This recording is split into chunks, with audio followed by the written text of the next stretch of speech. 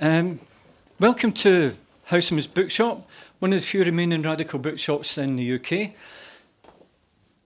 I could go on about Matt and say how much I admire his work. When I was a kid, British journalism was far better than it was today, and American journalism was. And there was some cutting-edge documentaries going on every week, and people would stay home especially to hear these things because they were so groundbreaking. It so happens that if anybody is old enough to remember World in Action, the director of that was a fantastic guy called Gavin McFadden, who was this young chap's mentor. I could go on, and I don't think it's worth it. What I would say is that keep an eye. He's also involved in other projects as well, including Declassified UK, which is a wonderful resource for activists, especially with all these hot zones popping up everywhere else. So I would definitely urge you to keep an eye on that. I'll leave it to you. Thanks, all the man. best. Thank you very much. On the loser back there and the exits where you came in. All the best. Thanks a lot.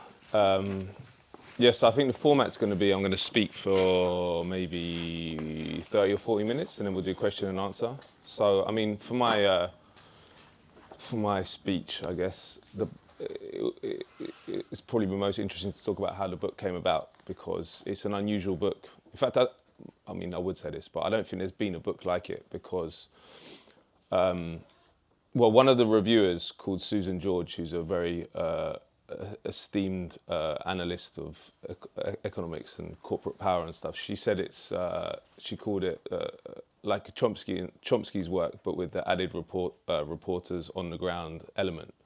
And I think that is true. That's how I kind of see it as well, because I was massively influenced by Chomsky when I was becoming politicized around the time of the war in Iraq. And his work, is still is a massive influence, and I'm one of millions of people that's been massively influenced by him. But I think that what I took from his work was not just, in fact, the most important part of his work for me was not what he was saying, but it was more his methodology and his analysis of power.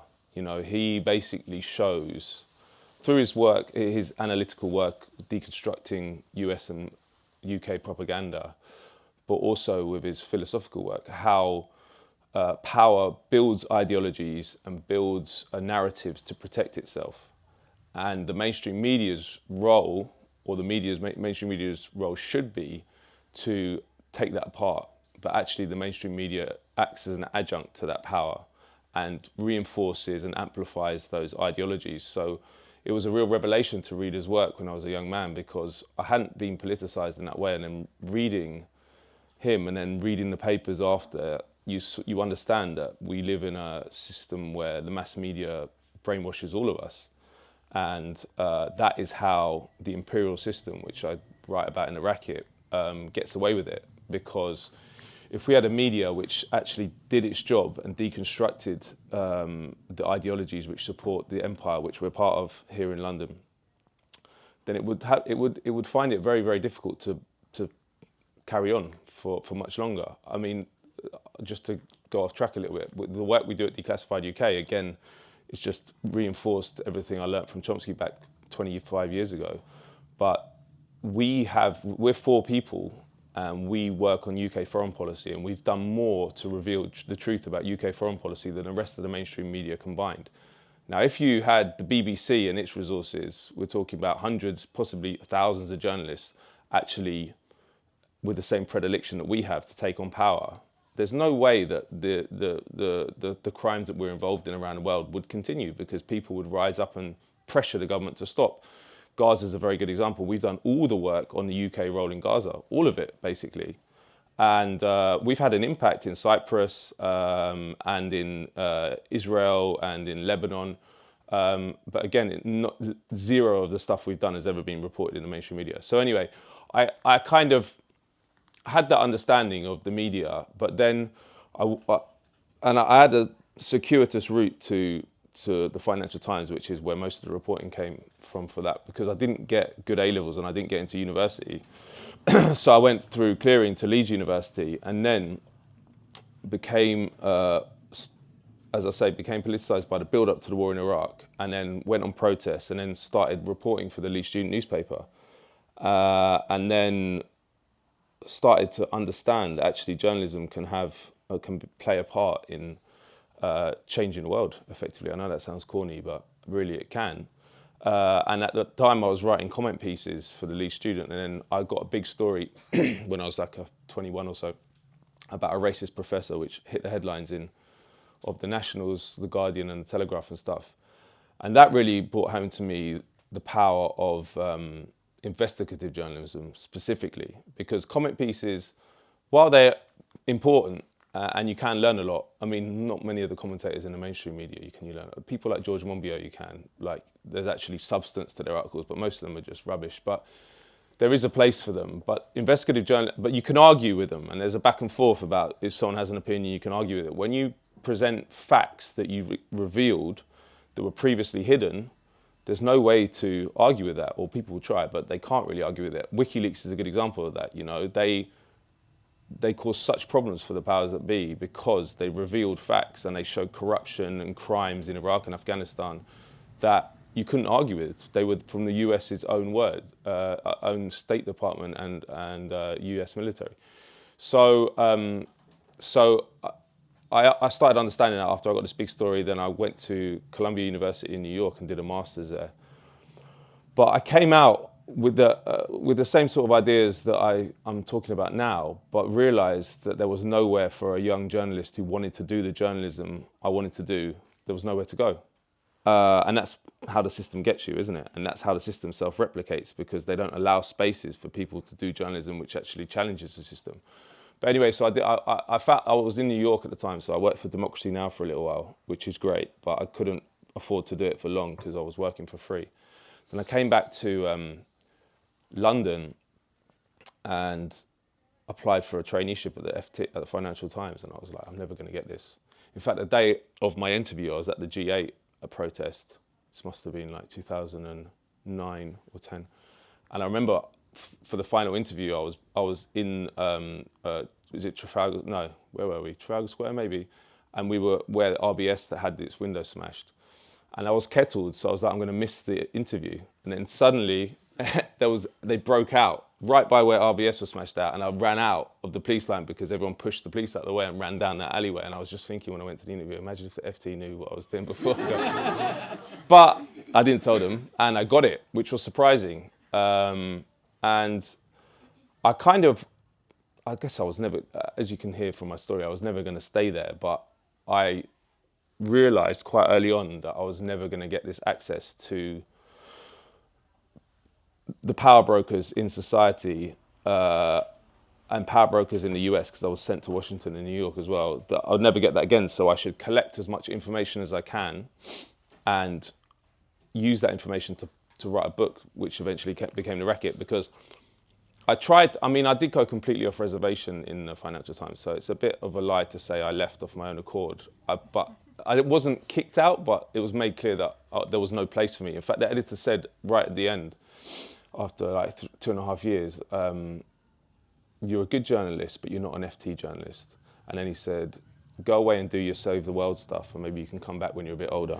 And that gives you a taste of what establishment journalists see their role as. Their role is not to save the world. It's not to change society through doing truthful journalism. Their role is basically, they're interested in status and in salary, and status, I think, is the main one, to be honest with you, because these people are held up as these kind of intelligent commentators on our society, when a lot of them don't know much at all. Anyway, so I collected a lot of information, and I was sent to various countries like Haiti, South Africa, and then other places I just went without even telling them, like Bolivia. I spent a month there as an FT journalist without even telling Bolivia, FT that was going. But I used it all, and very, very quickly I understood that there was one thing you couldn't talk about in the Financial Times, and this goes across the corporate media, and that is the real role of the United States in our world. Because, which is weird, number one, because why can't you talk about the most powerful country? But secondly, it's important because this is the most powerful empire in human history in terms of its military, which is undergirds the whole thing. The US now spends half its congressional budget on the military. It spends as much as the next 10 countries combined. It has like bases, or 800 bases all over the world that we know about. I mean, it's just, there's a historian of empires called Paul Kennedy, who's kind of like the dean of the studies, and he says there's never been anything like what you see with the United States. So I was like, well, everywhere I'm going, I'm seeing that the United States is the overarching power, effectively governing what happens in these different countries and governing the fate of billions of people. Yet we can't talk about it in the FT, or you can talk about it, but you can't talk about the truth. You've got to say it's a benign power or even a benevolent power, and when it commits criminal acts, these are mistakes that they don't mean to do. And the whole ideology to support it is deeply ingrained in the corporate media and the mainstream media. And I think that is a huge problem for all of us. Any progressive, anyone who wants to bring about a better world, when you've got the major counter-revolutionary and reactionary power in the world, which is the most powerful empire in history, going around the world and smashing hope wherever it arises, we need to center that as our enemy. And we do the opposite. Well, the mainstream media does the opposite, and parts of the left do talk about it, but it is a kind of people don't talk about it in sort of bald terms, or they don't do it with a full throat, which we should do. I mean, they do in the rest of the world. If you go to the Middle East or Latin America, people understand the nefarious force of the United States, but it's not commonly, it's not talked about, and hopefully that's changing with Gaza and stuff, because we've had 11 months of genocide, and it's an American genocide that the president, because President Biden could stop it tomorrow, but he won't do that, and the next president will do the same thing. So with that kind of realization, understanding I couldn't talk about it in the FT, I couldn't write it, I was like, well, I'll get this information. I won't be able to put in what the truth is, but I'll gather the information, use my access, and then fill in the blanks for this book. So the book, and also investigate the mechanics of how this works, because this is an empire which is unlike other previous empires. It doesn't work in the same way, where it's not hidden, you know. It's previous empires weren't hidden, like the British Empire. We had formal colonies, which we controlled with garrisons of troops, and we called it the British Empire, and we were proud of it. And it also had ideologies bolted on, obviously, but it was much more obvious that the Americans don't call themselves an empire. And in fact, it's a bit of a red line for the Americans, because their whole history of kicking out the British, they're very against that idea. But they've constructed what's called an informal empire, or an open door empire, whereby the world basically operates under their aegis, but and you can have democratic elections and in certain places, but if you vote the wrong way, and you vote in someone who wants to use the resources of your country for the people of your country, or at least have an independent foreign policy, or be a sovereign country effectively, and not under the boot of the Americans, will take you out. And that's what I saw again and again and again. And the book, the way I did it, because these are quite amorphous concepts, I wanted to make them specific. So what I did is I started the book in Haiti, which for me is kind of like the emblematic example of US empire and US destruction of hope and the world. Because Haiti was the first slave free country in the Western Hemisphere. The slaves overthrew their oppressor, which was the French, but then the Americans eventually took over that imperial role in the 19th century. But then there was an invasion in 1915 where they just basically ransacked the Haitian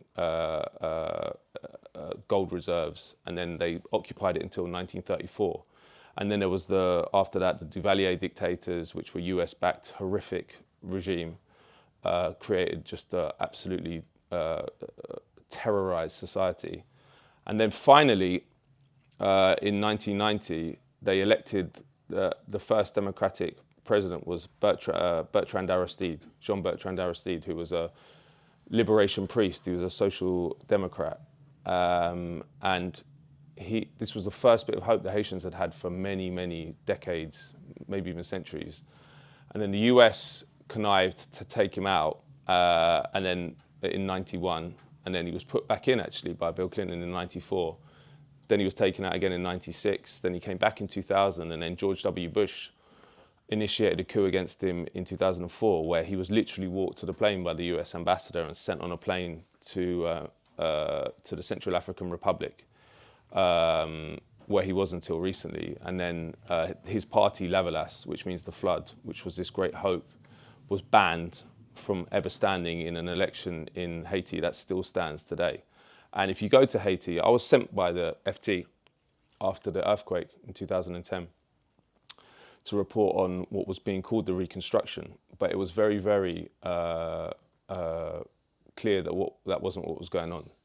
The chapter outlines this. It was clear that what they were doing in Haiti was what Naomi Klein called the shock doctrine. So the book is basically peppered with WikiLeaks cables, because I was looking at the US empire. So where do you get the best information about what the US was really up to around the world for the last 50 years? The WikiLeaks cables, because they're much more open about their intentions and their programs in private, obviously, or what they thought was private. But when I was looking at those cables, it was clear that what they've been trying to do after the end of the Duvalier dictatorship was to privatize the whole economy and turn it into what they called a Caribbean sweatshop. Now, this would be done via special economic zones, where you'd basically chisel off territory, invite foreign corporations to come, in fact, sometimes even pay them, and then create loads and loads of really low-paid jobs. Because in the cables, they actually talk about how Haiti's best selling point is the fact that they pay their workers dirt wages, like a couple of dollars a day. And they're celebrating this fact. So when I went, it was clear quite quickly that they were trying to use the earthquake and the reconstruction to construct that Caribbean sweatshop.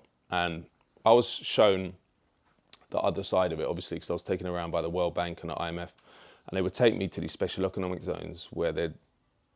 And this is how the system kind of works, because if you didn't have a critical mindset, if you were just a normal FT journalist or any kind of journalist, you're taken there, you stay in a nice hotel, you go in an air-conditioned car to these special economic zones. You go in through the gates of the special economic zones.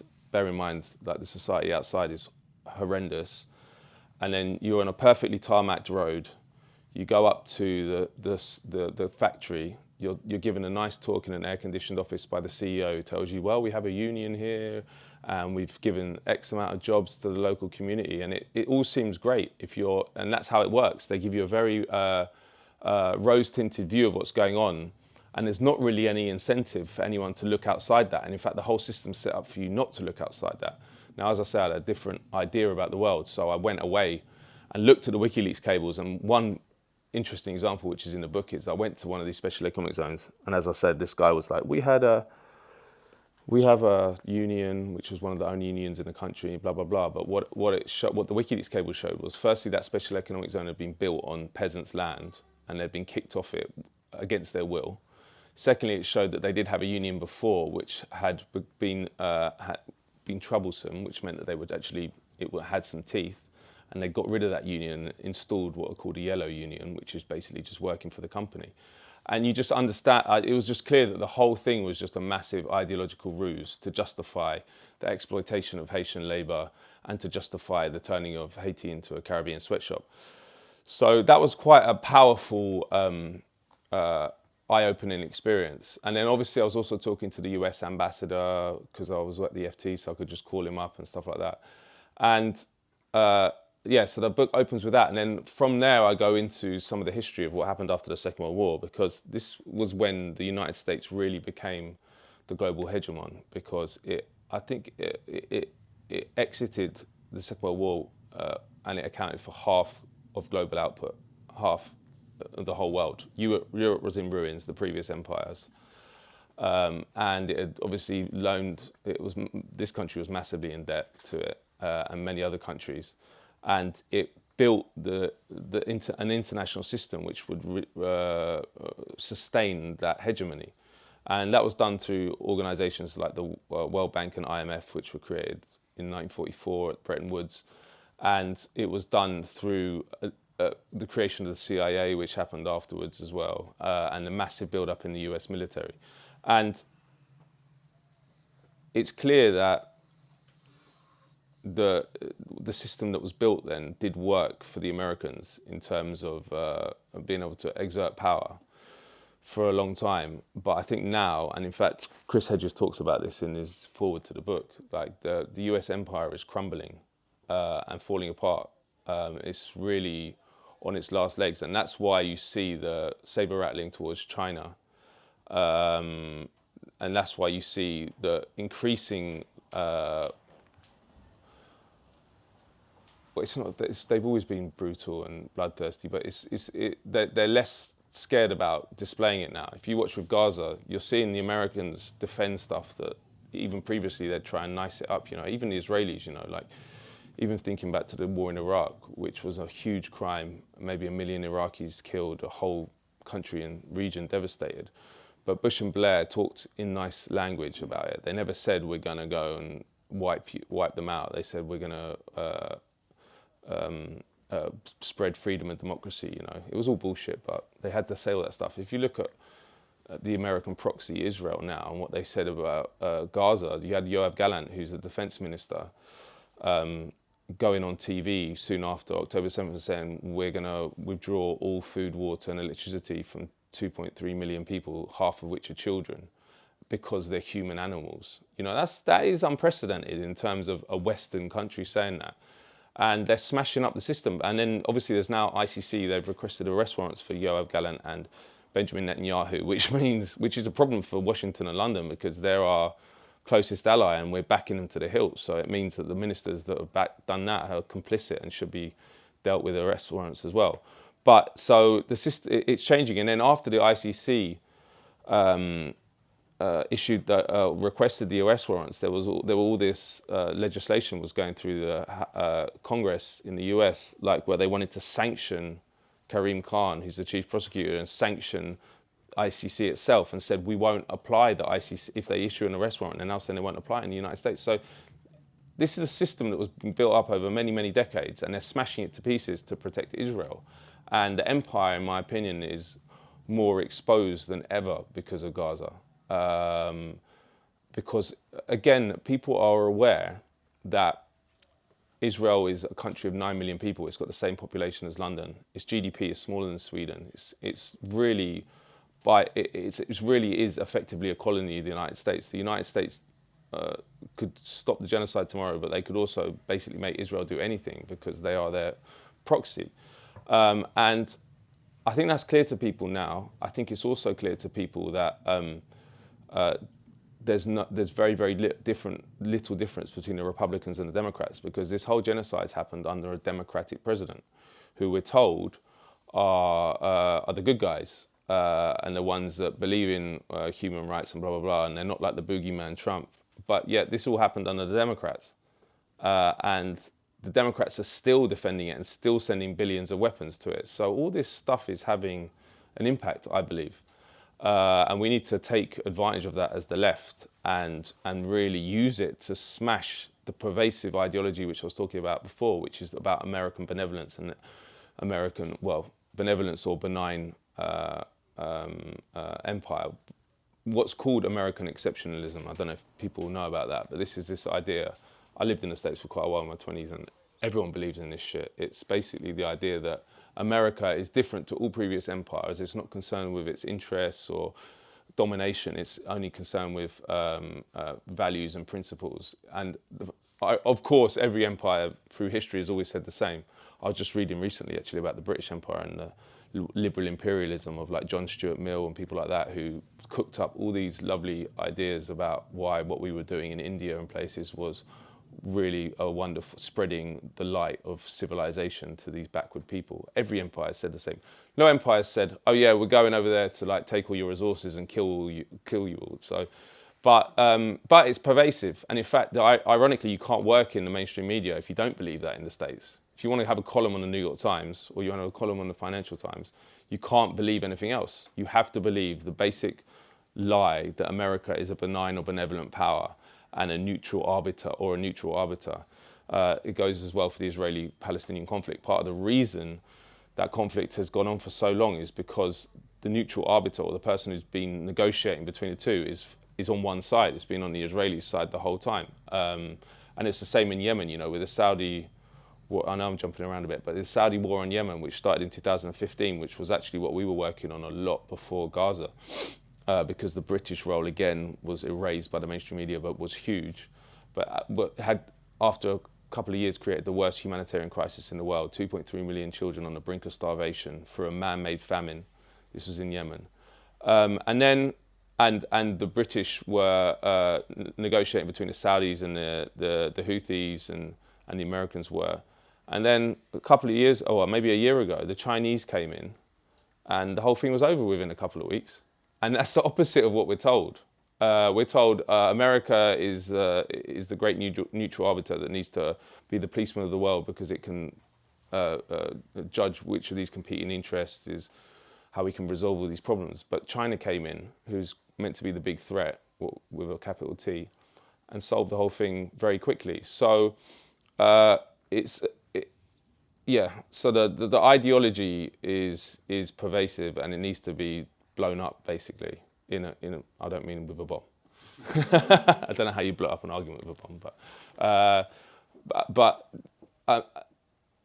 one of the most important parts of the book, and I think important parts for me when I was coming up and starting to understand the world and how it worked, was the role the US has in smashing hope, which I mentioned earlier. And that really was brought home to me by my experience in Bolivia, which is the longest chapter in the book.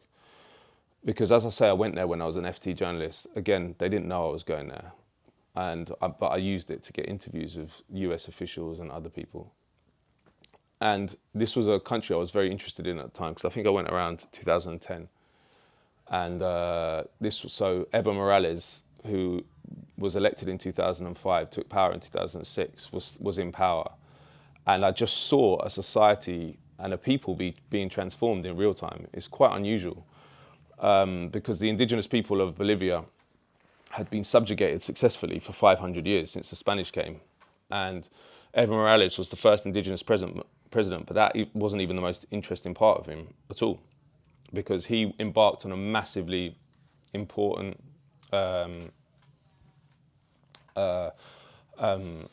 reform program where he basically, like within the first 100 days, had nationalized huge amounts of resources, increased investment in infrastructure, education, health. And you could see that this was an example of what we should all be fighting for, you know. If you're looking for, people will say there's no alternative. Point to me where something successfully had been done democratically and stuff. I would always say, look at Bolivia. And it was successful. But when I was there, the investigation I was doing was who was trying to smash that hope? It was the United States. And how were they trying to do that? And that was also interesting because it was through institutions like the National Endowment for Democracy, which I don't know if people have heard of, USAID, CIA, Drug Enforcement Administration, all these different bodies which are sold to us with huge amounts of ideologies. So the Drug Enforcement Administration, if you go to Harvard, you'll come out believing that the Drug Enforcement Administration is about drugs. If you go to Harvard, you'll come out thinking that the National Endowment for Democracy is about democracy. And you'll come out thinking USAID is about aid.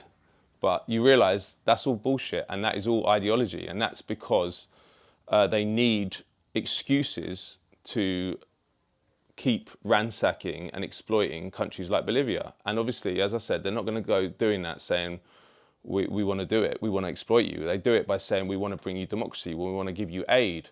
And in Bolivia, it was really interesting because I got all the documents. I went back to Washington, where I was based with the FT, and just got all the documents from USAID, NED, about what their programs were. And it showed quite clearly that they were using these institutions to undermine Evo Morales and undermine democracy.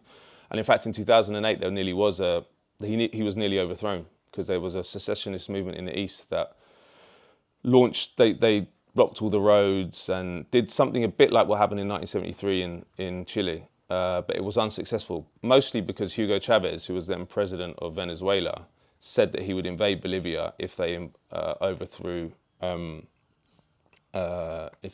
Morales. Again, Chavez was someone who'd also been a victim of a US coup in 2002, which was reversed. But anyway, so when you see the most hopeful thing you've seen in your life, and you see that it's the United States that is trying to destroy it, and then you see that all the bodies that you're told are doing good things are actually the evil ones that are doing the evil stuff, it's quite a liberating experience intellectually, because you start understanding that it's all rubbish. And then when you start picking apart that stuff, you realize all these institutions are effectively operating in a different way that we're told. And then so I went to other countries. I went to Tunisia and Egypt after the revolutions there, and that was the same thing.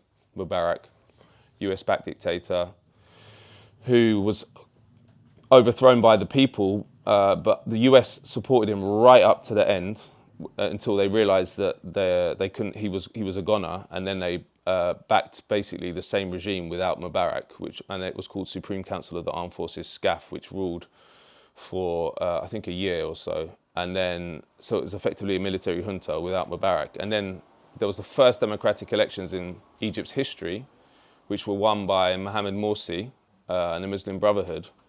Now, he was taken out in a US-backed coup by Sisi, who's still the dictator now, a year after, and killed, and then his son was killed. So this is what you see happens. I'm not saying I don't support the Muslim Brotherhood's political position, but he was the democratically elected president.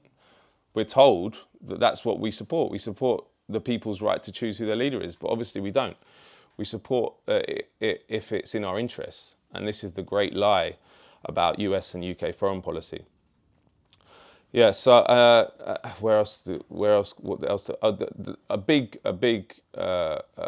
Again, another huge ideology and narrative which is put out is about the drug war, and there's a whole chapter on Honduras. And again, the drug war is a very interesting thing that people should look into.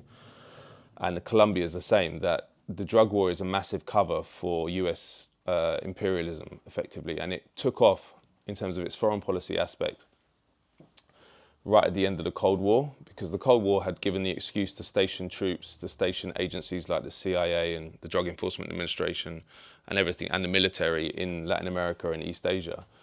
During the Cold War, they'd had the Soviet Union boogeyman, but then when that disappeared, they needed another one. So Reagan and then Bush and then Clinton really grasped this idea of the drug war, which is still ongoing.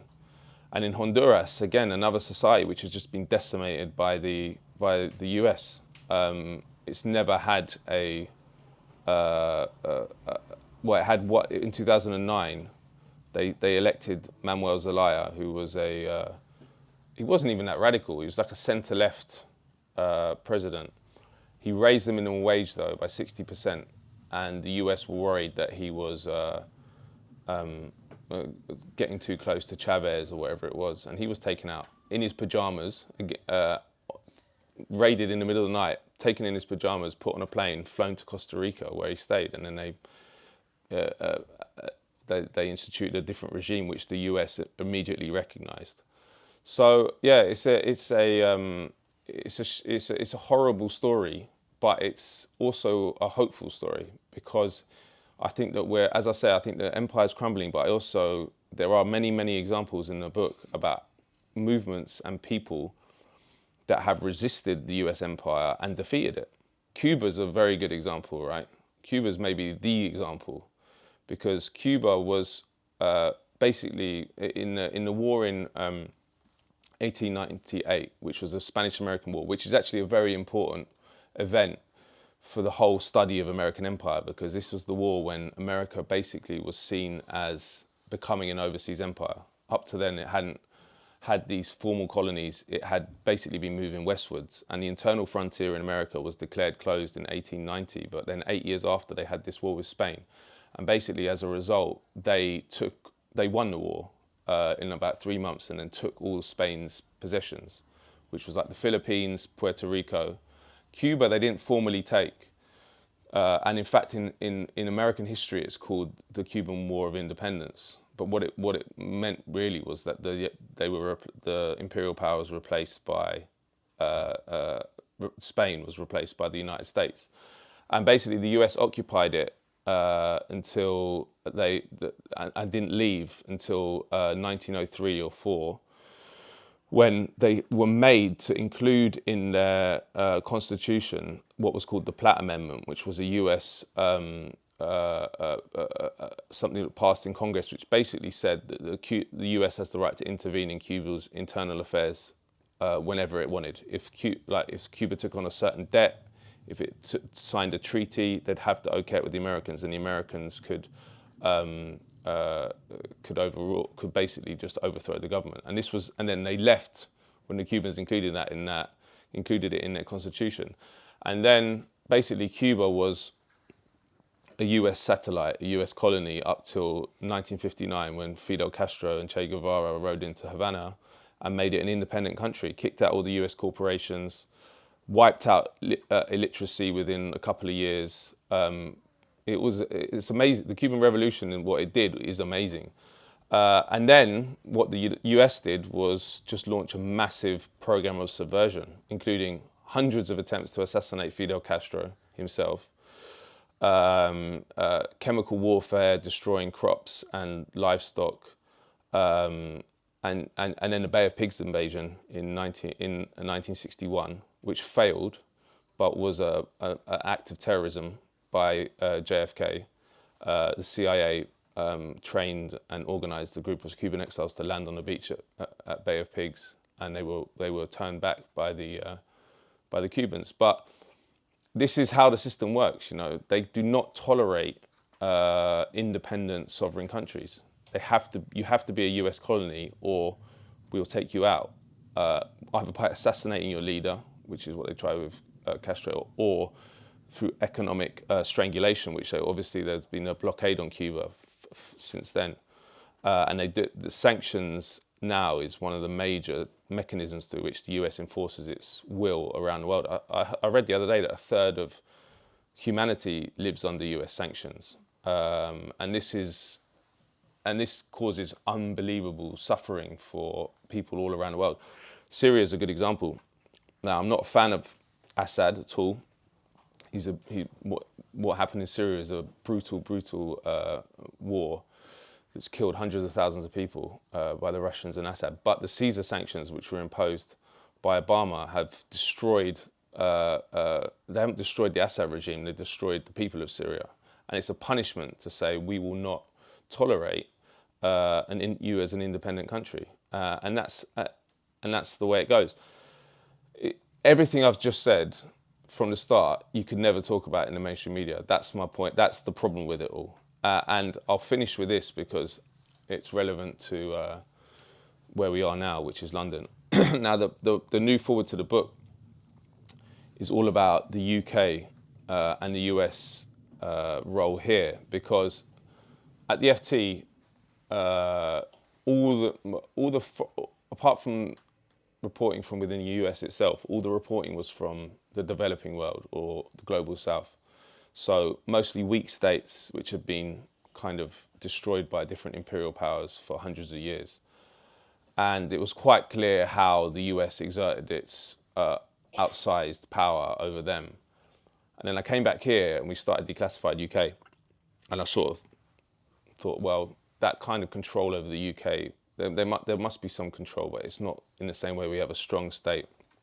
And I realized quite quickly that the country that we're sitting in is even more under the thumb of the Americans than any country I'd been to.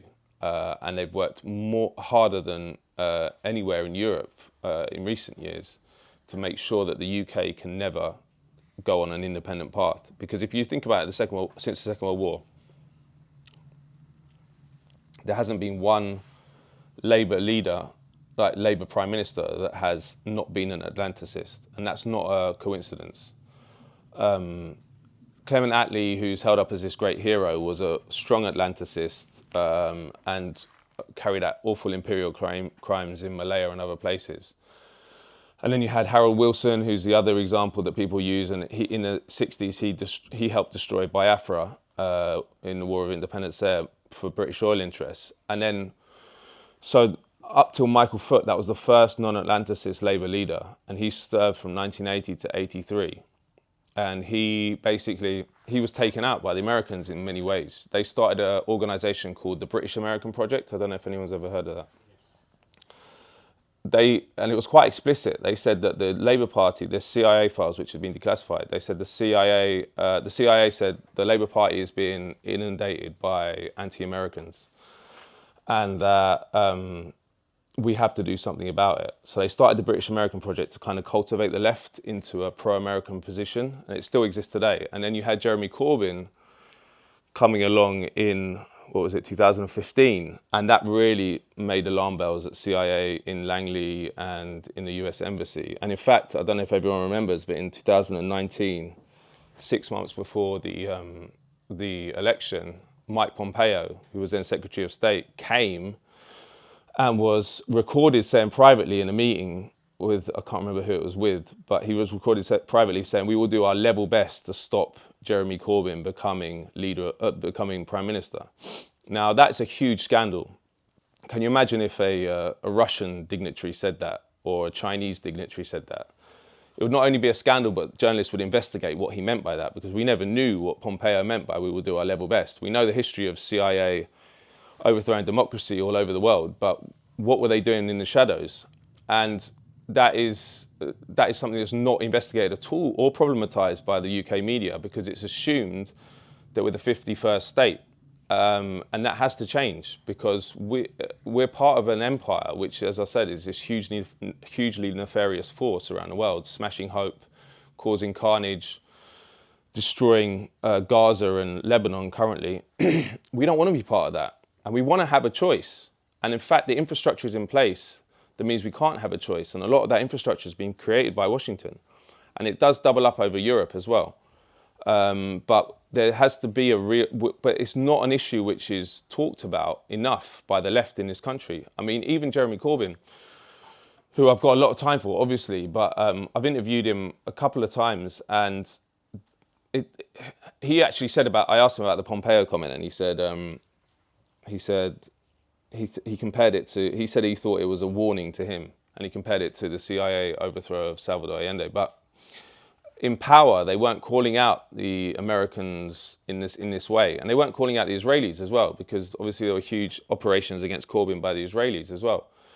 So it was a real eye-opener. And then I'll finish with this, because this is maybe the most important part of it, is there's a military occupation of our country which people don't know about, which there's over 12,000 American troops permanently stationed in Britain.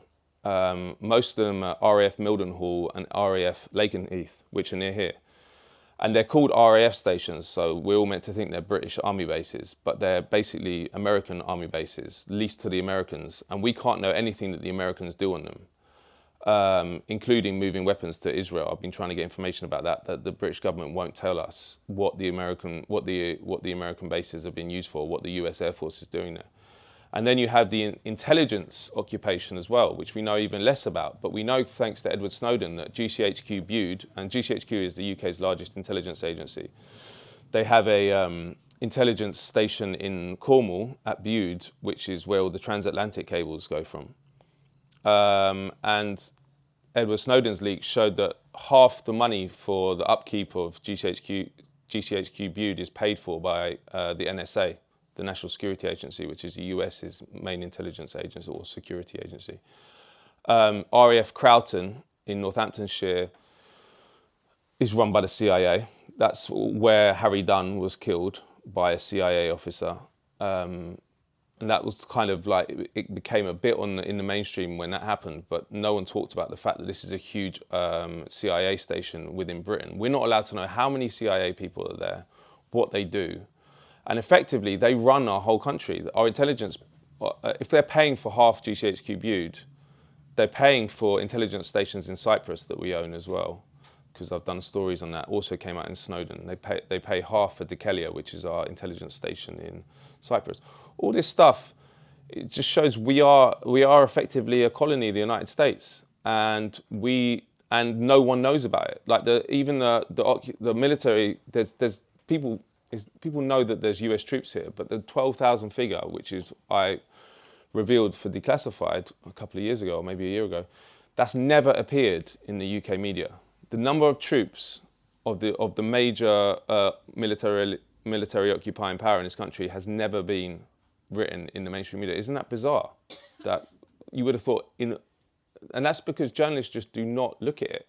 They all take their cues from the state, and the state is telling them, investigate Russian interference and Chinese interference.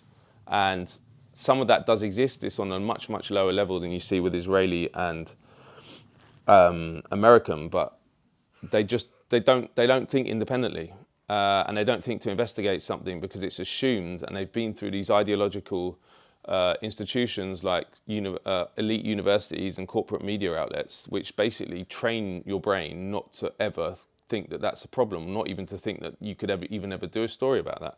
And that needs to change. And I don't think it will change by the media itself reforming, or these journalists suddenly having a eureka moment. That's not going to happen, because all the structural forces mean that they can't have the eureka moment. Or if they do, they'll be out the door like I was. But we can do it in this country and anywhere by creating independent media. And that's the big frontier that we're at the beginning of in this country. And in fact, I think this country is one of the most exciting countries in the world for independent media. I know that sounds funny because England's never one of the most exciting countries in the world for anything. But actually, in independent media, we are.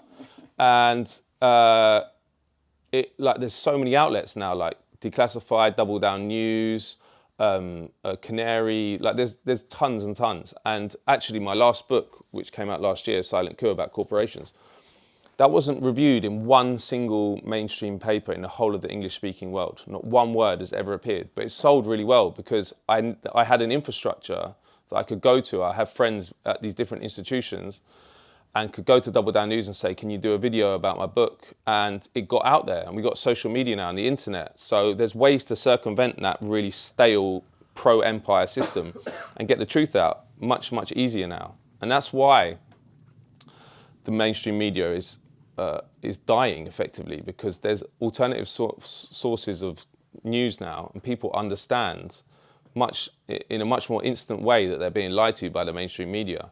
So I'm really hopeful about that, and I think that we have to, in my opinion, that is the frontier that nothing will change in this country or anywhere until we reform the media, because you can't.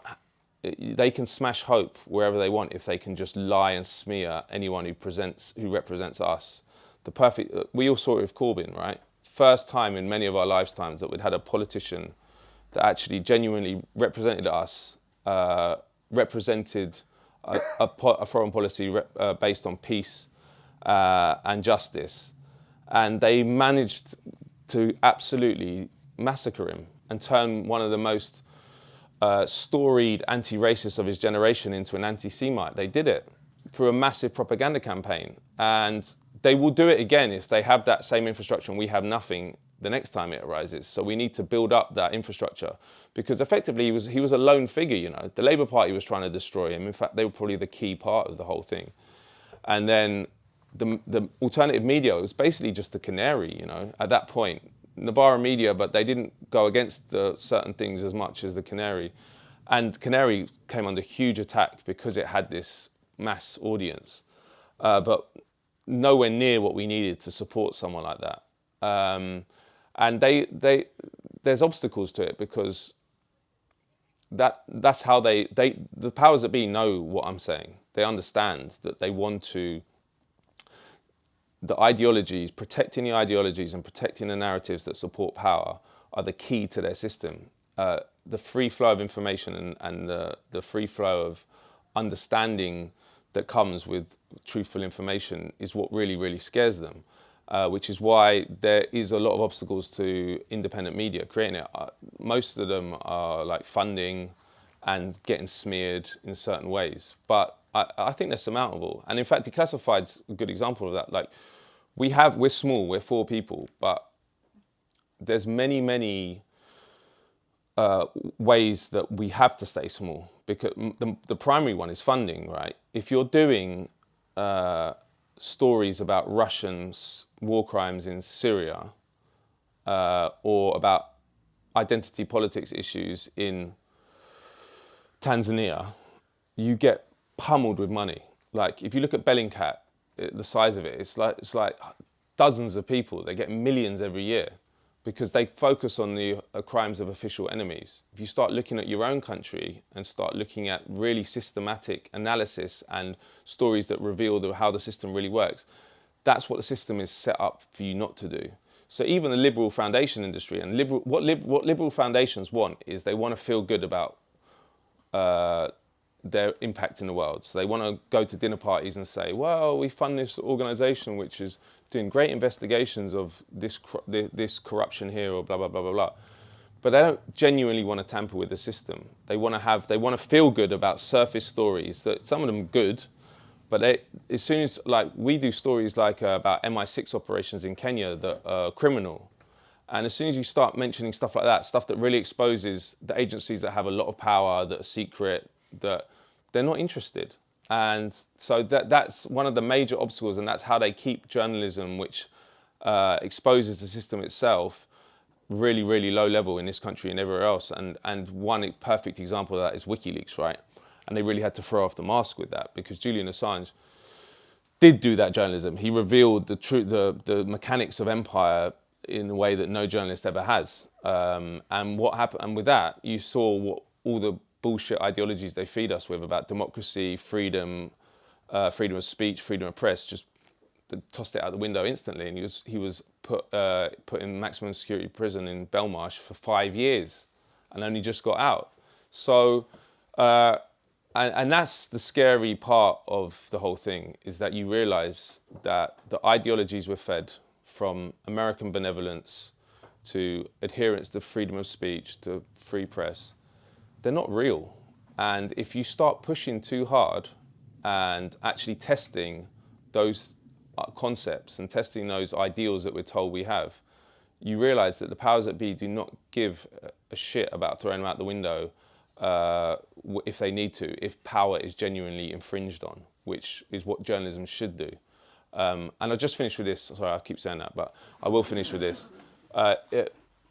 We're seeing that now in Gaza and Lebanon, right? If you see look at what the Israelis are doing in Lebanon. This is a mass terrorist attack, blowing up pages, thousands of pages. There's more explosions again today in walkie-talkies.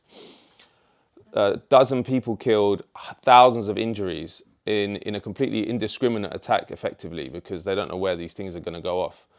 And have you heard your government denounce it? No. And what we're seeing is the construction of a new world.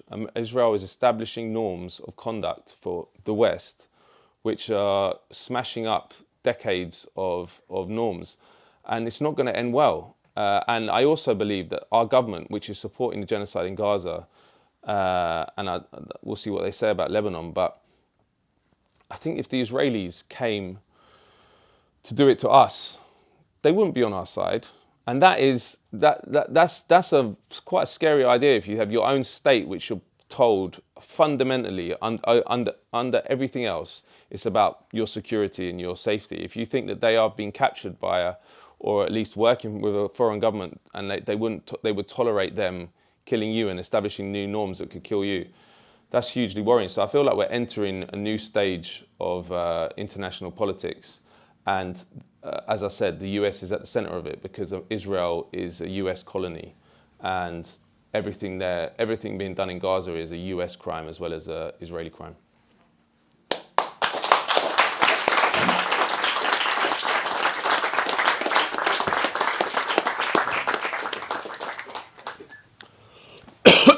Sorry, well, thanks very much for that. You played a blinder. I just want to remind you that we've got copies of this at the till, and it's selling for $14.99. Everybody know who's read it, who's loved it, and have found it a very useful resource as well. So do consider buying it. And do subscribe to Declassified UK before you get to bed tonight. Right, so we're going to have a Q&A session just now. And if somebody just indicates they want to ask a question, now we're looking for questions, not monologues. We're not looking for theses, because everybody wants to get home tonight. So if you indicate to who you want to point out the questions, and I'll do the...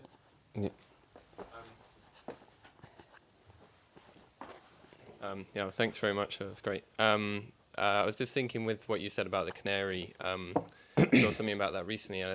As I understand it, their advertising funding was cut potentially because of like, Zionist and other groups sort of contacting corporations and stuff to tell them about it, and that's a sort of other thing as well as sort of state and intelligence stuff and ideology that's advertising funded media.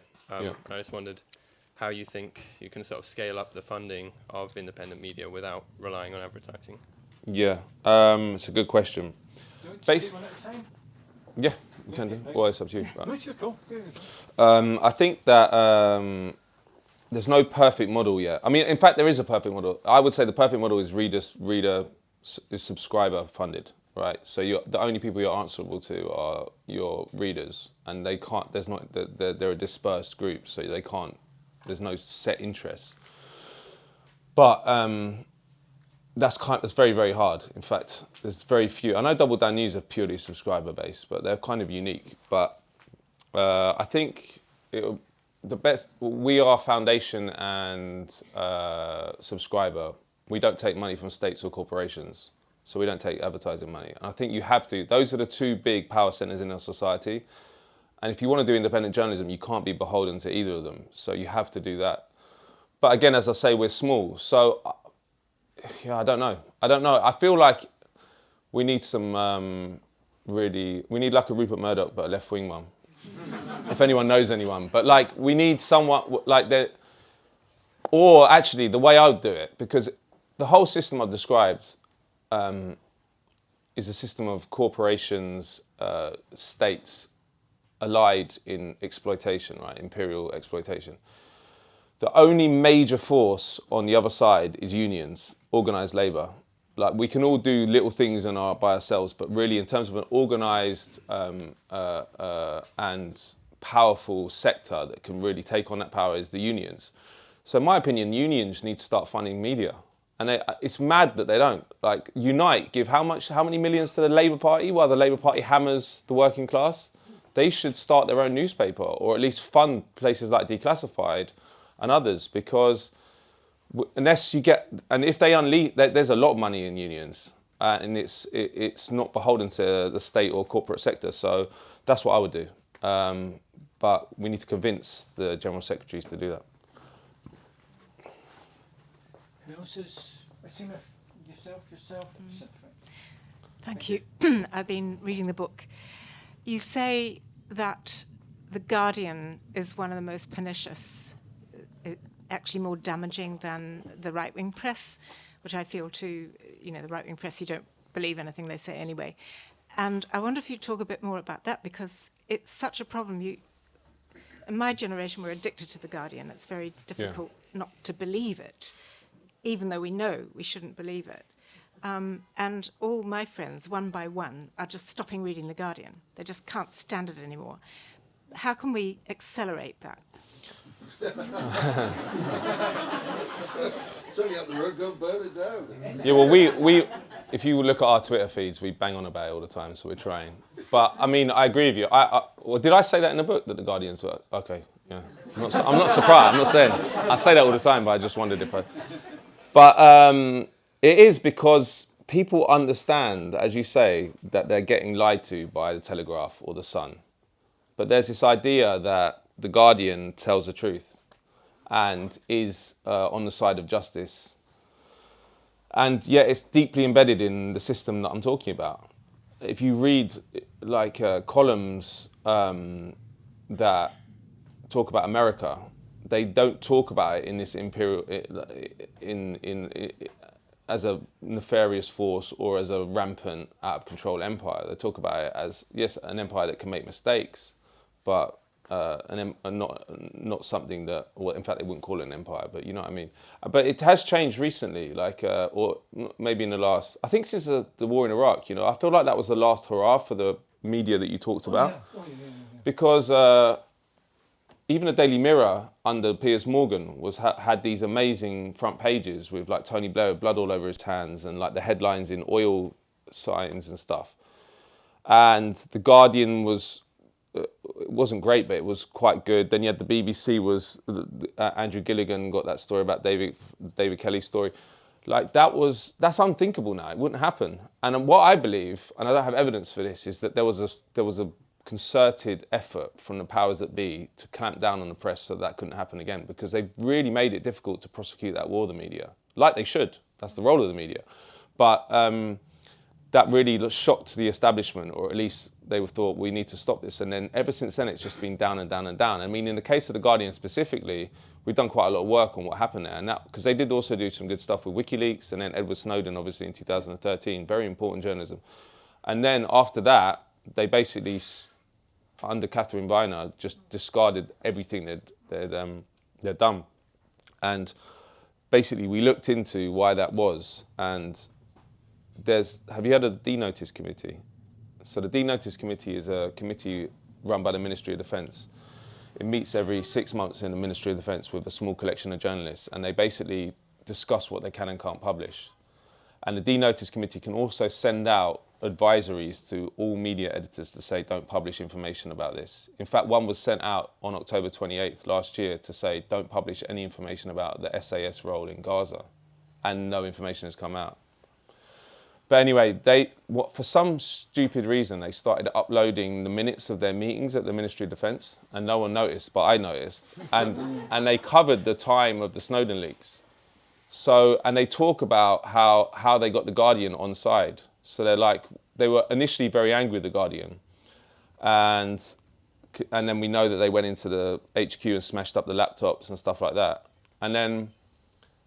But you see in the minutes, oh, well, now The Guardian's been a bit more amenable to what we want. And then they say, and now The Guardian has agreed to put one of their deputy editor, who was actually one of the ones in the basement smashing up the laptops, on the Denotice Committee. So, what was his name? I can't remember his name, but the deputy editor joined the Denotice Committee in 2014, the year after the Snowden leaks, left in 2018. And when he left in 2018, the Ministry of Defence official who ran the Denotice Committee said he thanked him for re-establishing good links with The Guardian. So you can see, and then soon after that, they got the first exclusive interview as sitting head of MI5, then the first exclusive interview sitting head of MI6. So an operation was done on them by the British state effectively and rendered it a useless organisation or media outlet, which it is now. It's just rubbish, isn't it? I'll say it. I was just thinking maybe I shouldn't say that, but I've said it many times before.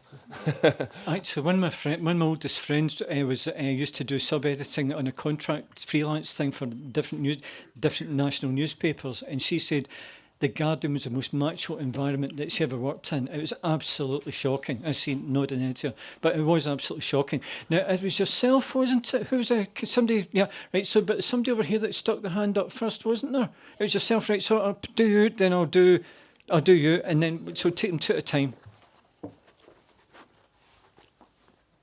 Thank you. I don't know how fair my question is. It's sort of a save the world kind of question. Okay. But I was really interested in how you concluded, talking about sort of where we're at today, questions about the ICC and sort of so many sort of structures of norms and what it might mean for the future. Because one of the things that the liberal media does critique and like lament, right, is the breaking down of the need to uphold the rules-based international order.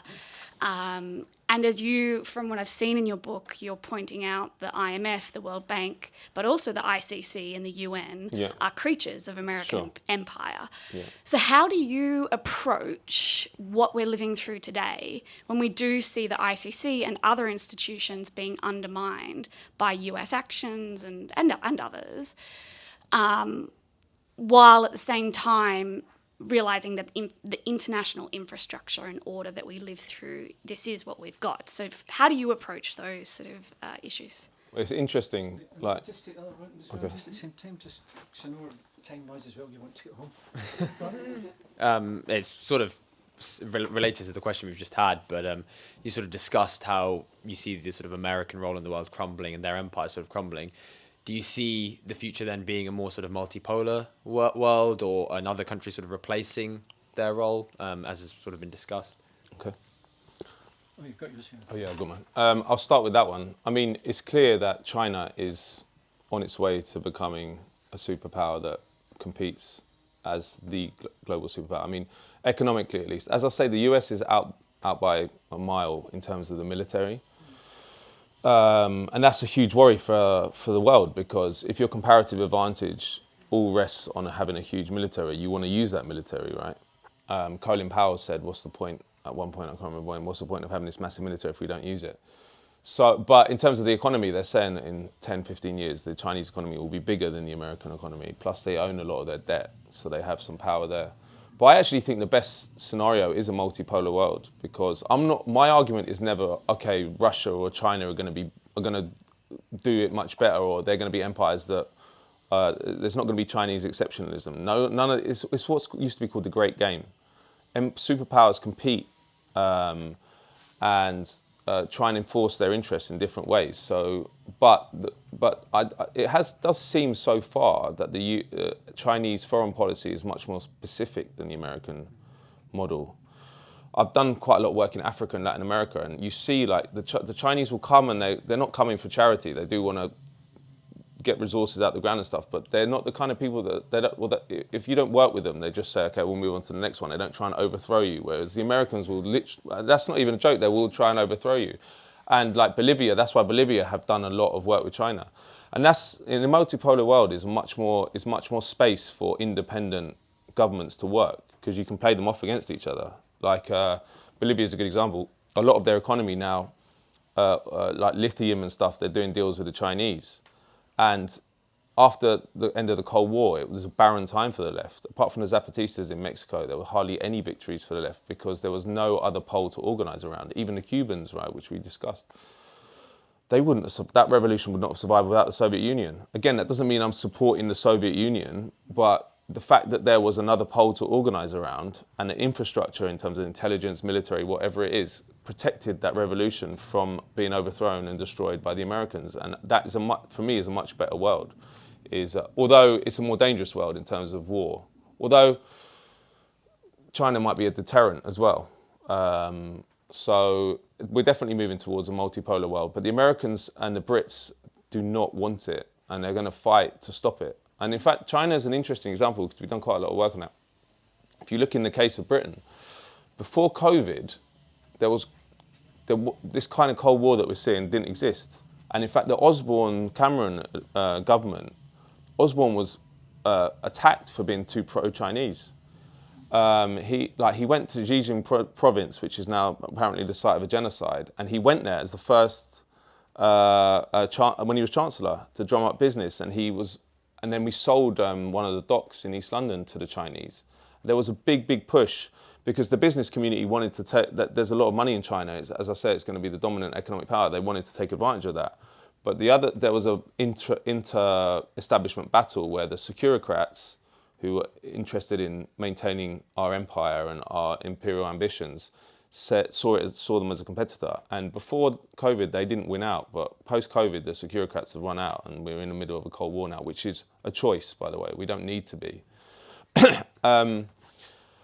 The first question was about, so that's an interesting question. Yeah, firstly, I agree with your characterization of what I was saying. Like the ICC, the UN, they're all part of this system, right? But I've never seen what we're seeing now, which is they're having to smash the system to pieces, even on their own terms, to support Israel, which still doesn't make sense to me. Like, unless you accept that the American government's being captured by the Israeli state, which I think it probably has in terms of the lobby. But it's quite bizarre. It's not going to be. They won't be able to put it back together, because these are precedents that are being set. Like, for example, now if they don't enforce an arrest warrant if the one is issued against Netanyahu when he goes to the US, then no one in the world will do it, will they? Because they'll just say, well, if they don't want to, because they'll just say the US doesn't do it. So it's a funny time, isn't it? Because the US is destroying the system that it created to justify its own imperial ambitions to protect this tiny little country, which is committing a genocide. That's another question of why that is, but it is bizarre, and it will. My prognosis is not optimistic. I think that if you're smashing all these norms and smashing all these the small remnants of international law we have, it's not going to end well, because it's just going to be Wild West even more than it is now. And the latest attack in Lebanon is the next level of this. You know, this is... They want World War III. Well, they do. They want all of that so they can create new world order. It's probably... Well, it seems like Israel want to take out Iran. That's their bottom line. They've wanted it for decades. They see everything is... And if you listen to Netanyahu talk, he's always talking about Iran. So their goal is, I believe, to get the US embroiled in a conflict that they can use US muscle to take out Iran. And obviously there's a large section of Washington which wants to take out Iran too, which is like all the neocons. And they assassinated their top generals, Soleimani, in Iraq. In Iraq, not even in Iraq, like in a third country. Outrageous. So again, those are kind of norms that were broken already. But that's what I think it is kind of like the US is becoming also, because its empire is falling apart a bit, it's becoming more reckless in its actions. It doesn't care as much about appearing to completely contravene what it says. Like the ideology is losing effectiveness. And I think it's basically gone now in terms of Gaza. Because how can it get worse than supporting a genocide? And not only a genocide, a live stream genocide. This is the first genocide where we've literally watched it happen in real time. So, yeah, it's not a good... I mean, in some ways, to link the two questions, maybe China, the rise of China, again, not to defend the regime, but it's much more rational than the United States. Like, it's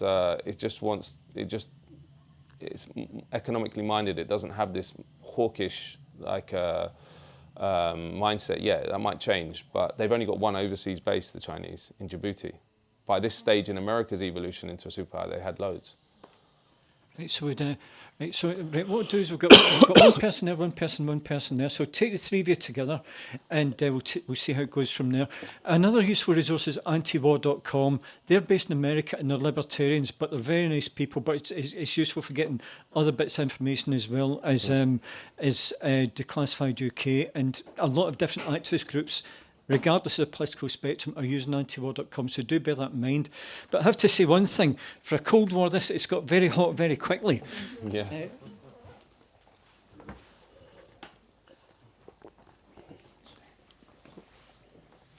Thank you. Thanks, Matt. Thanks for the work that you do. In the past year, there's been police intimidation of journalists like Kit Clarenberg, Sarah Wilkinson, and Richard Medhurst. Why do you think it's more likely for Peter Oborn to cover this than The Guardian, Navarra, or Owen Jones? Oh, you're trying to get me to bitch someone out, aren't you?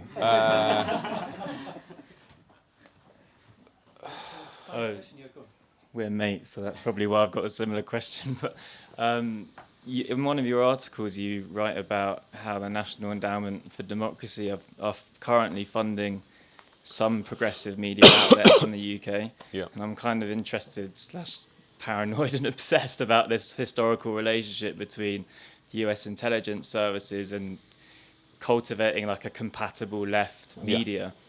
So are you able to reveal who those outlets are, and is one of them Navarra?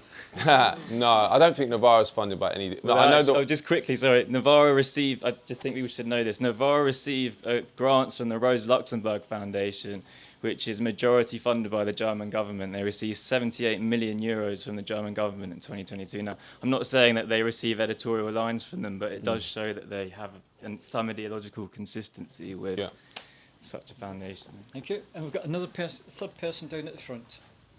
Thank you. We could just a crane so we could get to the front, the back. There you go, far away. I just wondered where you thought Brexit, where Brexit fits into this, whether that was promoted by the Atlanticists to destroy European solidarity, whether they think Europe's any threat. I mean, it doesn't seem to be. Okay, I'll start at the back. Firstly, it is extremely worrying what we're seeing. I don't think people understand what we're seeing. It's unprecedented. And again, it's norms being broken effectively on behalf of the Israelis. I was outside Westminster Magistrates Court today with the co-founders of Palestine Action, because Richard Barnard, who was one of the co-founder, he's been arrested and charged under the Terrorism Act, Section 12, for a speech in which he said, I can't remember what, something about turning Al-Aqsa flood into a tsunami, but he was talking metaphorically about activism. And he was told today that they'd recommend 3 years in prison for him, minimum, and it's up to 14 years, because that was one charge, there's others as well. So, and then you have Sarah Wilkinson, who the other day had her house raided by 13 cops, some in balaclavas. They took all her electronics, tipped over the urn of her mum with her mum's ashes in. She had to clean it off the wall, and then bundled her into a van. And then her bail conditions said she couldn't use a computer or a phone or even touch a phone. This is unprecedented. She's just on Twitter updating on Gaza. And then Richard Medhurst was held for 20 hours solitary confinement at Heathrow Airport and given a 1-hour interview. And he's now charged under the Terrorism Act. So it's quite scary. And I sent a tweet out the other day, after a couple of weeks after that, and said that The Guardian has not published one word on the arrest of Richard Medhurst or Sarah Wilkinson. So they are complicit in the destruction of our freedoms, because the only way they can get away with that is because the media don't cover it. And basically, to go to your question, I mean, I'll go to it at its heart, and it's basically because these people are outside the establishment media bubble, of which some of the people you mentioned are in. They don't see them as journalists because they're opinionated, because they don't have an institutional backing. And I think that's key, because if you look at the people that the state are taking down, they're ones that have their own independent channels, and that's not a coincidence. They're not doing anything different to a lot of people, but they're trying. But the point is, they take them down. They realise The Guardian don't class them as journalists or don't even write about it. These other people don't class them as journalists or write about it, and then the norm's set, the precedent's set, and then they'll start taking down the rest of us. So. Yeah, that's the reason. I think that, as I said, the media is complicit, or the journalists that do not problematise it and do not write about it and are silent are complicit. And it goes for not just that; it goes for the crimes in Gaza as well. As I said, they are not covering our role, and I think it's not verbose to say that makes them complicit, because if them covering it and doing their job would make a difference, which it would, then the fact they're not is complicity in the crime. And the next one was about NED. So the National Endowment of Democracy was created in the 80s, in 1983, to basically act as an overt CIA. This is not me saying it, this is like the New York Times says it. Basically, there was a whole load of scandals in the 70s about CIA operations abroad. Covert ones where there were assassinations of leaders, poisonings, overthrowing governments, lots of MK Ultra experiments, and a lot came out in 1975 in the Church Committee, which was convened under Gerald Ford to investigate the CIA. And in fact, since the CIA was created, that's the only proper independent congressional investigation there's ever been into the CIA, and there's a reason for that, because they were hamstrung a bit after that, because there were various reforms which were brought in to try and constrain the CIA. But anyway, in the aftermath of that, they said basically what we should do is put the programs out in the open, so there's no embarrassment and we can just be open about it. So and how it works is they give thousands of grants every year to different projects. So like in Venezuela under Chavez, they gave ones to like rock groups to make music about free expression and stuff like that. It's quite comical, some of the projects. But they funded, I did an article in Declassified. Again, no one ever has mentioned the National Endowment of Democracy in this country. So the article I did was the only one. And they funded Open Democracy, Article 19, Bellingcat, Finance Uncovered, and one other one. They've given over £2 million to those groups. And it all picked up after Corbyn was elected Labour leader, so you can make your own judgments about that. But again, it's very, very cleverly done. Well, it's not that clever, but it's clever enough that the media believe it. They basically just say we're promoting independent media groups to investigate crimes or to investigate financial irregularities and stuff like that. But what you see is anyone with that fund, you can kind of tell who gets funding by these kind of groups by the nature of the stories they do. Because, as I said, it's usually about official enemies, even when they do ones that are about our own state crimes. They're couched in a way that makes the state seem blameless, or it's a mistake. So you can kind of tell. In fact, there's a very good book. I don't know if you've got it here, that everyone should read. It's one of the most amazing books I've read, called Who Paid the Piper? Oh, yeah. And in the States it's called The Cultural Cold War, and it's by someone called Frances Stonner Saunders, and I interviewed her for that article actually, and she basically just goes through the history of the CIA's role in creating discourse during the Cold War and how they did it, and it's fascinating. And she basically said the Cultural Cold War never ended. Their targets just went to different places. So all the groups that have been funded by the NED are part of that Cultural Cold War, whether they know it or not. And again, it is effective because, as I say, where are the two main power centers in society? It's the corporations and the state. And if you're not taking money from either of them, like, it's hard to operate. And most people at some point, unless you're very strict about it, will get tempted to take that little grant, because then you say to yourself, well, I'll take the grant. It doesn't have any impact on what I'm doing. And then you get that in the contract. Like, for example, the whole of the Guardian's development site is funded by Bill Gates Foundation. Yeah. And I know for a fact that they say, oh, well, the Bill Gates Foundation don't have any say over what we publish, which is probably true. But the point is, if you have that infrastructure around you, over the years, you end up becoming what the Guardian is, which is just a joke now. So, yeah, and the reason, and that's why I believe there's such a prevalence of conspiracy theories now, like actually crazy ones, not like conspiracy theories that we all believe, or I believe, which are real, like the US being a nefarious force. Like in the space that that is created by the fact that it's very hard to escape the corporate and state propaganda system, and get independent media out there that actually does rigorous analysis of what's going on and evidence-based. People know they're being lied to because of this system of propaganda by states and corporations, but they're not getting any information that actually tells them the reality. So they reach for these explanations like Bill Gates wants to put a computer chip in my brain, or COVID-19 is not real, or like there's so many now, and I hear them all the time. But I understand it, because people are starved of information, of good journalism, which is actually exposing the truth about how the world works. So in that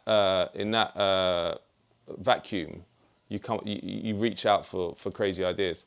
Hopefully that's changing with independent media, but we'll see. And then was that it? Yeah. Brexit. Oh, Brexit. Yeah. Yeah, I don't know too much. Obama came and said we should vote for Brexit, didn't he? I mean, sorry, vote against Brexit. Yeah. So I think the Americans probably weren't. I mean, Trump obviously said we should vote. What is linked with Nigel Farage and stuff. I don't know too much. I mean, I think that the US, like the liberal sort of the Obama Democrat wing, probably sees Britain, Europe as safe in America's hands, so it doesn't matter. They don't need to peel it off.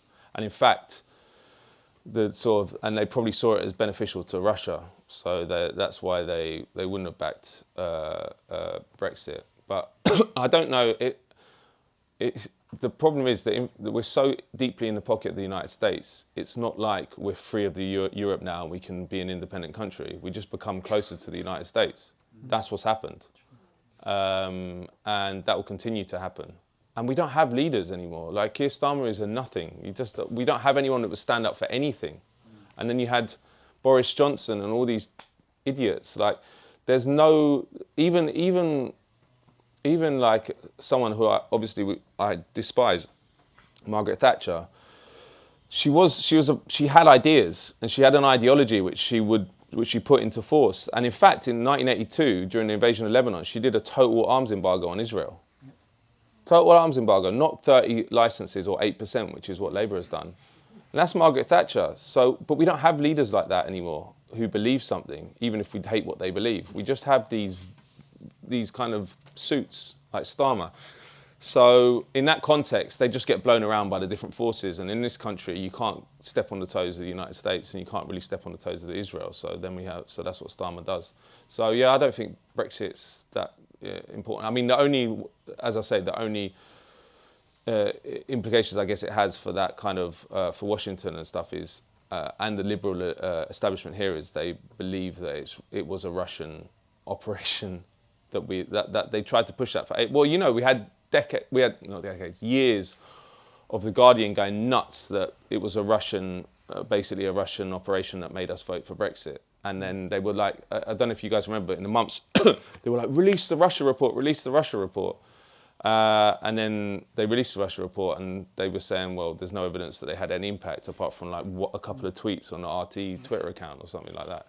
So, but I think there is that they knew that it probably, I mean, in Putin's eyes, it probably was a good thing, you know. So for that reason, it was a bad thing. Is there anyone else who'd like to ask a question? I'll tell you, there's a wonderful wee PBS documentary called 1971, and it's actually about the COINTELPRO scandal, and it's absolutely gorgeous, and it's just a beautiful film that I could recommend to anybody as a resource. I was just wondering about your experiences at the FT, and you saying about how you can publish certain things and not others. And I was wondering if there was anything specific that you kind of brought to them and realised it got shut down and you couldn't do it, or whether as soon as you arrived you're like, okay, there's clearly a culture here where certain things are acceptable and what's not. Kind of like, how did that develop your understanding of the process of the mainstream media? Yeah, it's a good question, and I think it's more the latter. And I think that's a very important question, because how does it work? How do you become part of the system? Is it because they're telling you, or is it because you just become acclimatized subconsciously, effectively? And in my opinion, it's the latter. And that's what happens to me. No one was saying you can't do certain things, but as soon as you work there for a couple of years, everyone around you does things a certain way. Everything you're reading is a certain way, and you just adopt it. Or you spend the rest of your life banging your head against the wall and everyone calling you a weirdo and a maverick, which also happened to me. But I mean, one example of it, which I use quite a lot, is, you know, like when they talk about Hosni Mubarak, they wouldn't say US-backed dictator. But yet when you talk about Hezbollah, you would talk about Iranian-backed militant group. Now, no one's told you to do that. But if you spend enough time in the media, you start adopting those kind of tics about, and they're not coincidental tics. They're ones that protect the US and protect the US empire. And that's, so when we talk about Saudi Arabia, we don't say US-backed Wahhabi dictatorship, which is what it is, or a US-backed genocide in Gaza, which is what it is. But yet we always include Iranian-backed if Iran has anything to do, Iranian-backed Houthi rebels. So that's just one example, but it works across the board.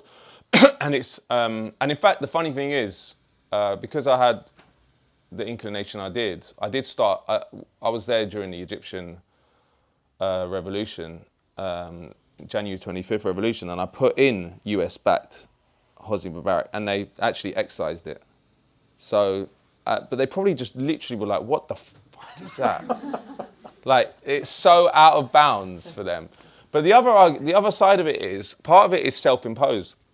So it just closes your mind to what you can and can't propose, right? You just don't think certain things. And I wasn't thinking like that. So for example, a good example of how there's no actual barriers if you push it is like, there's a section of the FT, I don't know if anyone's read it, it's called House and Home on the weekend, and it's basically about rich people's houses. And there's a part of that called At Home, where you go to a rich person's house, take photos, and you just discuss their sofas, or I don't know, I've never done it. But I proposed to the people that ran House and Home, because it was at the time of Occupy London Stock Exchange. I was like, why don't we do one with someone in a tent at London Stock Exchange? Now, no one had obviously asked them that before, but they did it. And I did, like, I've still got it. Like, the photographer was sent down, took a picture of this like guy from Yorkshire with his like hat on, sitting in his tent. And we just discussed, and then he said they have a bit where it's like, what's your favourite item? And usually it's like, I don't know, some bit of gold or something. And he was like, it's my mattress. And there was a picture of the mattress, like his Lilo, what he was sleeping on. But people said to me after, like, wow, how did you get that in? Like, they were shocked, other journalists, and I was like, have you ever asked? And they were like, well, no. But that's how it works. You just don't think. Having said that, it was clear that I wasn't going to be able to stay. So there is also that disciplining mechanism as well, that your higher ups, even if you can get that stuff in, it's made clear to you later on, as I say, that go away and do your save the world stuff, and maybe you can come back. So but it is very insidious, because it's not like a Soviet system where you're told what you can and can't write, and you'll go to prison if you publish the wrong thing. There isn't that sort of. It's a much more amorphous disciplining mechanism, but it works much better because of that. Because journalists think they're free. And they say, well, I can write what I want. And then you say to them, well, you can write what you want because they like what you say. And that's kind of how it works. And if you stop writing what they like, then you're out the door. And this works for The Guardian as well. It's not just the FT. The FT is actually the best of all the major international newspapers. Like, although it's got a different ideology at The Guardian, it's super strong as well. And even if you look at the columnists that they do have, which are on the left, which kind of give them their cred, like Owen Jones or Aditya Chakrabarti, who's a good journalist, they all write about domestic issues from the left. There's no international anti-imperialist columnist. Like Seamus Milne used to be it, but he's gone, and they never replaced him. So, and then there's obviously not in any other newspaper. So you have in Britain not one anti-imperialist or someone who has actually understanding Britain's role as an empire, as part of the American empire. There's not one commentator, which is a crazy situation, and that's how potent the propaganda system is. And without any threat of prison, which is quite stunning, really. You know, I think there was a John Pilger quote where he said that a Soviet dissident came once and said to him, like, how do you get this conformity of thought without pulling out people's fingernails? And he was like, yeah, it's amazing, isn't it? You know, but that's where we are, and they're getting shown up by independent media now, because we've got a way of circumventing it, as I say, with new technologies. This is why the mainstream establishment journalists hate, well, they go on about Twitter and people being rude to them and stuff, but really it's the first time in history for centuries they've kind of stood up on a pedestal and we've had to respect what they say, but actually now we don't have to, and I think that's a great thing. And the other thing is, there's the other part of that backlash is this move to take on disinformation and misinformation. You know, there's this war apparently been fought by the state and the corporate media against disinformation, when the state and the corporate media are the two biggest progenitors of disinformation in our society. Look at the war in Iraq, where they lied about WMD. But the reason they're doing that, what that is about, is clamping down on facts that they don't, or on media that they don't want. They don't want the information they're putting out, because it's really an attack on independent media, because it's basically saying to people, trust the legacy institutions, because there's so much disinformation around now with all these people putting out all these ideas. Just trust the BBC, you know, that's implicit in what they're saying. And it's taken off massively. And it's all state funded. Like, a lot of it is like Bellingcat, and there's Centre for Information Resilience, which sounds like something out of 1984. There's loads of them though. If you look into it, we did a story about it recently. There's tons of these little organisations now being set up, and they all focus on disinformation, and they all focus on Russian disinformation. They never ever do anything about British disinformation. So we got to fight the fight on disinformation. So we've got just one more person wanting to ask a question. Thank you. I'll shout. No, yeah, go on. Thank you for a very stimulating talk. I really do have to take issue with you, though, in claiming that UK is the 51st US state. As an Australian, we claimed that title decades earlier. Thank you to 70% of our press owned by Murdoch. But more seriously, what you've talked about is an Anglo-centric view of the world, an Anglosphere view of the world. Yeah. I work in Indonesia as a historian. The debate going on intellectually in Southeast Asian countries, and I suspect in India as well, is a very different debate. They don't question whether the American empire is coming to an end. They say it's ended. But what they worry about is what replaces it. So in fact, what most Southeast Asian countries outside of the Philippines, which is a special case, do is try to play one off against the other Yeah. as they manage to deal with China and manage to deal with an increasingly aggressive India economically.